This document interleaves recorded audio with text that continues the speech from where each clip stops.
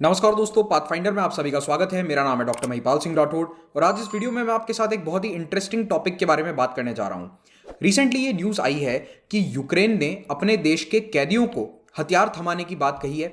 Jail से कैदियों को निकाला जाएगा जिन्हें मिलिट्री में या कहीं पर भी लड़ने का एक्सपीरियंस है। उन कैदियों को आर्मी में शामिल करके रशिया से लड़ने के लिए भेजा जाएगा। इससे आप समझ सकते हैं कि यूक्रेन में स्थिति कितनी खराब है कि उन्हें जेल के कैदियों से लड़ाई लड़वानी पड़ रही है।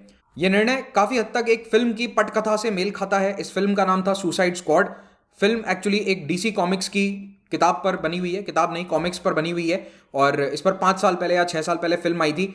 और इस फिल्म में कुछ ऐसा ही बताया गया था कि ये सजा याफ्ता कैदी होते हैं और इनके सबके पास कुछ सुपर पावर्स होती हैं और इन्हें लड़ाई लड़ने के लिए रिक्रूट किया जाता है सरकार के द्वारा। बाकी आप लोग फिल्म देख लीजिएगा, पूरी कहानी तो मैं आपको सुनाऊंगा नहीं।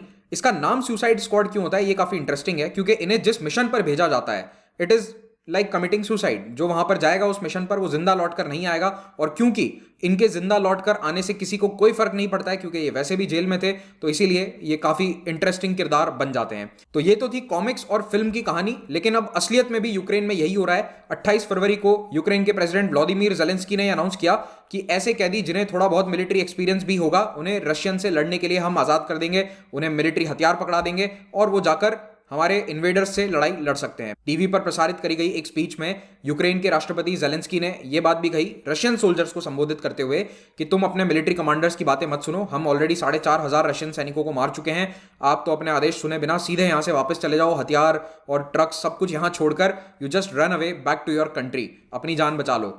तो देखिए, इस तरह का साइकोलॉजिकल वॉरफेयर हर तरह के युद्ध में चलता है। हमारे यहां पर मुद्दे की बात यह है कि क्या अपने जेल के कैदियों से लड़ाई लड़वाना न्यायोचित है और इस पर कोई अंतर्राष्ट्रीय कानून है या नहीं। इस पॉइंट को मैं आपको बताऊंगा इस वीडियो में। तो अगर आप इस तरह के इंटरेस्टिंग टॉपिक्स और लेटेस्ट करंट अफेयर्स को जानना चाहते हैं तो पाथफाइंडर चैनल को सब्सक्राइब जरूर करें, और अगर लेक्चर्स की पीडीएफ डाउनलोड करना चाहते हैं तो मेरे टेलीग्राम चैनल से जुड़ सकते हैं। वहां पर आपको नोटिफिकेशंस भी प्राप्त हो जाएंगे। कभी कभी यूट्यूब पर नोटिफिकेशन नहीं आते, टेलीग्राम पर हमेशा नोटिफिकेशन आ जाता है। कुछ महीने पहले जब काबुल पर तालिबान ने हमला किया था तो उन्होंने भी यही स्ट्रैटेजी अपनाई थी। तो तालिबान ने काबुल की एक बहुत बड़ी जेल पर हमला करके कैदियों को आजाद करवा दिया और उन्हें हथियार थमाकर कह दिया कि आओ चलो हमारे साथ लड़ाई लड़ो। तो जेल के कैदियों से लड़ाई लड़वाना दुनिया में पहली बार नहीं हुआ है। Many people have done it before. अगर मैं आपको इतिहास से कुछ एग्जांपल दूं तो वर्ल्ड वॉर 1 में बेल्जियम ने किया था। उसके बाद 19वीं सदी में फ्रांस ने अपने कुछ युद्ध में ऐसे इस्तेमाल की थी यूनिट्स जिसमें सजा याफ्ता कैदियों को आर्मी यूनिट्स के रूप में मैदान में भेज दिया गया। वियतनाम वॉर जो हुआ था, जो फ्रांस वाला वियतनाम वॉर था, शुरुआती साल जो थे, उसमें भी फ्रांस ने इस तरह के पीनल यूनिट्स का इस्तेमाल किया था। पीनल यूनिट्स यानी कि जिनको सजा दी गई है, पीनल कॉलोनी में जो लोग रह रहे हैं उनको मिलिट्री यूनिट बनाकर लड़ाई के लिए भेज देना। नाजी जर्मनी और सोवियत यूनियन ने भी ये काम किया था वर्ल्ड वॉर 2 में कि अपने कैदियों को लड़ाई लड़ने भेज दिया। ध्यान रखिए, यहां पर प्रिजनर ऑफ वॉर यानी कि युद्ध बंदियों की बात नहीं हो रही है, क्योंकि युद्ध बंदियों के ऊपर कई सारे नियम कानून लागू होते हैं जो जेनीवा कन्वेंशंस के तहत बनाए गए हैं। लेकिन अपने ही देश के कैदियों पर इस तरह का कौन सा कानून लागू होगा या नहीं होगा, इस पर कोई अंतर्राष्ट्रीय स्पष्टीकरण नहीं है, कोई अंतर्राष्ट्रीय कानून नहीं है। मैंने खुद बैठकर आज 1 घंटे तक ये सारे कन्वेंशंस को पढ़ा। I could not find even one clause जहां पर यह लिखा हो कि आप अपने ही देश के कैदियों का इस्तेमाल इस तरह से कहीं पर कर सकते हैं लड़ाई में या नहीं। हाँ, युद्ध बंदियों से आप जबरदस्ती उन्हीं के देश के खिलाफ लड़ाई नहीं लड़वा सकते, इस पर जरूर स्पेसिफिकली जेनीवा कन्वेंशन कानून लिखता है। लेकिन अपने ही देश के कैदियों को लड़ाई लड़ने के लिए मजबूर करना फोर्स्ड लेबर की कैटेगरी में जरूर आएगा। लेकिन ध्यान देने योग्य बात यह है कि यूक्रेन में अभी तक जो जानकारी न्यूज मीडिया में आ रही है वो यही है कि वॉलेंट्रीली है, इसमें कोई कंपल्शन नहीं है कि आपको जाना ही है हथियार उठाकर, इट इज स्टिल वॉलेंट्री। जहां पर जबरदस्ती होता है तो उसे हम फोर्स्ड लेबर के दायरे में देख सकते हैं। और इंटरनेशनल लेबर ऑर्गेनाइजेशन आईएलओ के कुछ कन्वेंशंस हैं जो कि फोर्स्ड लेबर की डेफिनेशन हमें बताते हैं। तो फोर्स्ड लेबर क्या होगा कि जब आप किसी से कोई काम करवाएं जबरदस्ती, और अगर वो काम नहीं करे तो उसे सजा का डर दिखाया जाए कि अगर तुमने मिलिट्री ज्वाइन नहीं करी तो तुम्हें जेल में डाल देंगे। This can be a forced labour, right. अगर वो वॉलेंटरीली अपने आप को ऑफर नहीं कर रहा है तो भी वो फोर्स्ड लेबर होगा। तो आईएलओ के कन्वेंशन में ये बात जरूर लिखी गई है, लेकिन कुछ एक्सेप्शन है। अब आपके मन में शायद ये आ ही गया होगा जब मैंने कहा कि आर्मी में जबरदस्ती किसी को भेजा जा सकता है। डेफिनेटली कई देश हैं जिनमें कॉन्स्क्रिप्शन होता है। कल मैंने अपने वीडियो में इसको लेकर एक सवाल भी पूछा था आपसे कि conscription term was the answer that I was looking for. तो कॉन्स्क्रिप्शन कहते हैं कंपलसरी मिलिट्री सर्विस को। भारत में नहीं है लेकिन दुनिया के कई देशों में ये होती है, वहां पर आपको आर्मी ज्वाइन करनी ही पड़ेगी। तो इस मिलिट्री सर्विस को ये देश चला पाए, इसका एक्सेप्शन आईएलओ के कन्वेंशन में दिया गया है। एक और एक्सेप्शन है इमरजेंसी के दौरान। मान लो किसी देश में प्राकृतिक आपदा आ जाती है, बाढ़ आ जाती है या भूकंप आ गया, कोई भी नेचुरल डिजास्टर आ जाता है, ऐसे में अगर नागरिकों से कुछ काम करवाना है तो सरकार करवा सकती है। That is not considered to be forced labour. In fact ये वाला भारत में भी है।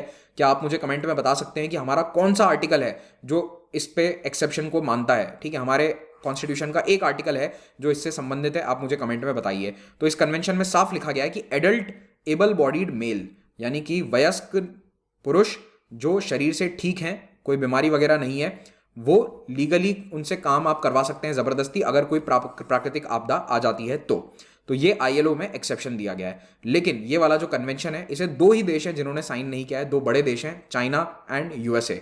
तो चाइना और यूएस के अलावा दुनिया के सभी देशों ने इस एग्रीमेंट को साइन कर रखा है। So to summarize we can say कि ये फोर्स्ड लेबर के दायरे में आएगा अगर यूक्रेन की सरकार जबरदस्ती उन लोगों को लड़ाई लड़ने भेजती है। लेकिन अगर ये काम वॉलंटरी ऑफर किया जाता है कि जैसे जाना है वो जाए, तो फिर ये लीगल होगा, क्योंकि इसके खिलाफ कोई अंतरराष्ट्रीय कानून नहीं है। Just because there is no law against it, it automatically becomes legal. तो थोड़ा ग्रे एरिया है अंतरराष्ट्रीय कानून में, हो सकता है आने वाले 20-30 सालों में इस पर कोई कानून बन भी जाए। So let's see how does it play out.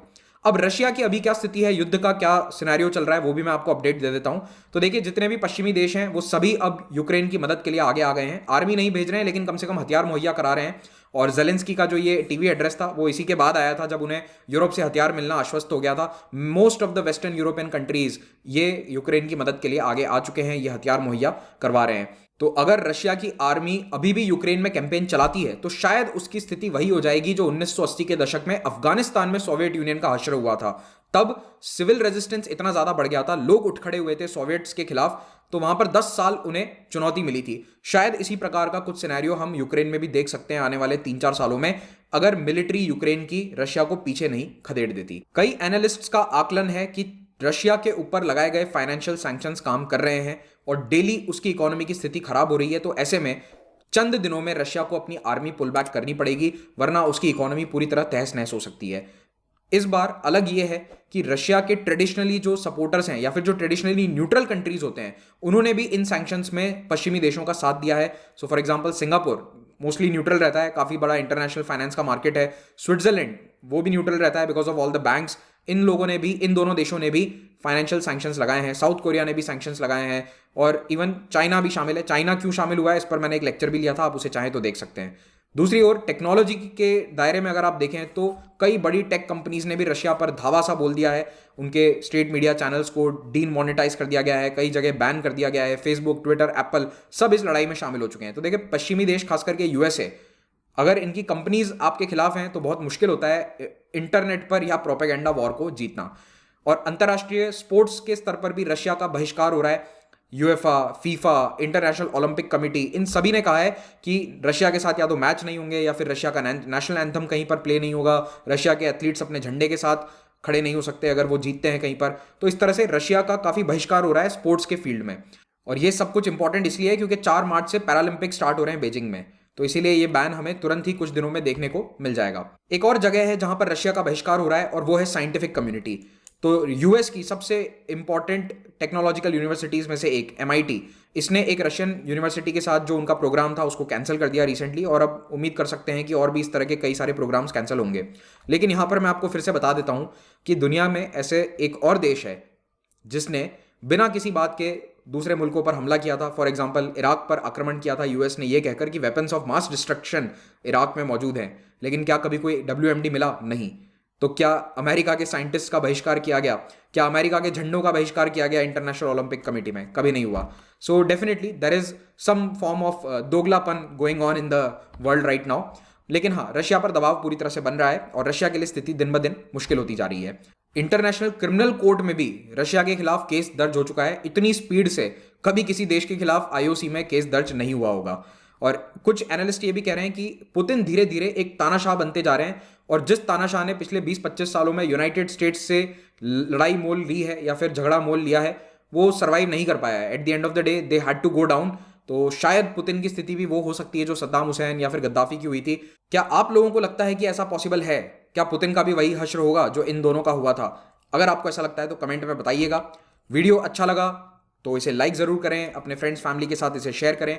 Telegram channel से आप पीडीएफ्स को डाउनलोड कर सकते हैं। अगर अनअकैडमी ऐप पर आप लाइव पढ़ना चाहते हैं देश के बेस्ट एजुकेटर्स से, तो आप प्लस या आइकॉनिक में से कोई एक सब्सक्रिप्शन अवेल कर सकते हैं। जो भी सब्सक्रिप्शन आप लें उस पर आपको 10% डिस्काउंट मिलेगा महिपाल कोड का इस्तेमाल करने पर। ऑप्शनल के सब्सक्रिप्शन भी यहाँ पर मौजूद हैं। मेरी इस वक्त मॉडर्न हिस्ट्री की क्लासेस चल रही हैं, सुबह 8 बजे लाइव क्लास होती है, इसमें आप जरूर ज्वाइन कीजिए। इसमें हम हिस्ट्री का कोर्स कर रहे हैं फॉर 2022 यूपीएससी एग्जाम, आगे के भी एग्जाम्स के लिए काम आने वाला है। लिंक नीचे पहले कमेंट में मिल जाएगा। कॉम्बो सब्सक्रिप्शन पर इस वक्त 35% डिस्काउंट है। अगर आप ये कोड का इस्तेमाल करोगे तो ही आपको डिस्काउंट मिलने वाला है। आइकॉनिक कॉम्बो ऑफर जिसमें जीएस और ऑप्शनल दोनों की तैयारी होती है with mentorship. You can get this course for just 76,000 rupees right now for 18 months, क्योंकि 6 महीने का एक्सटेंशन भी अभी हम दे रहे हैं फॉर ऑल 1 ईयर कोर्सेज। नए बैच हर महीने हर हफ्ते बनते हैं, इनको ज्वाइन कर सकते हैं। कोई भी ऑफर में सब्सक्रिप्शन में प्रॉब्लम है, इस नंबर पर कॉल कीजिए। आइकॉनिक सब्सक्रिप्शन में 1-on-1 मेंटरिंग आपको मिल जाएगी। ये सभी कोर्सेज ईएमआई ऑप्शन पर अवेलेबल हैं। हमारी टेस्ट सीरीज का फायदा जरूर उठाइए। Thank you very much, have a great day.